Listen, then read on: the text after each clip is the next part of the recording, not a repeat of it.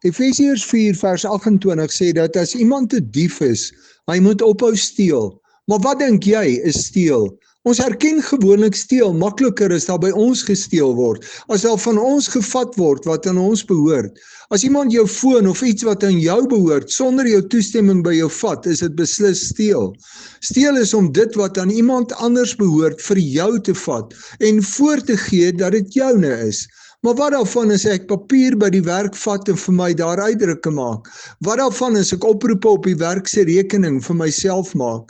Wat daarvan as ek by die werk opdaag, maar nie die werk waarvoor ek betaal word doen nie? Wat daarvan as ek die werk se tyd steel? As ek in werkstyd privaat oproepe maak en werk vir myself doen, is dit alles nie steel nie?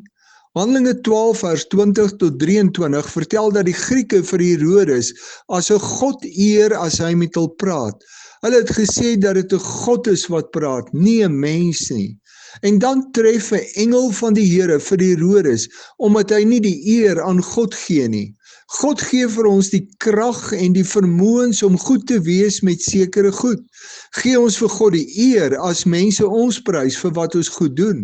Steel ek nie dalk soos Herodes God se eer as ek al die eer vir myself vat nie?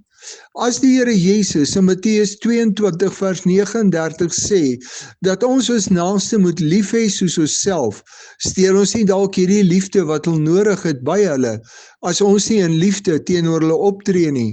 Ons sal moet bid en dink oor ons eie lewe. Steel ons nie dalk by God en by mense deur dit wat ons doen nie.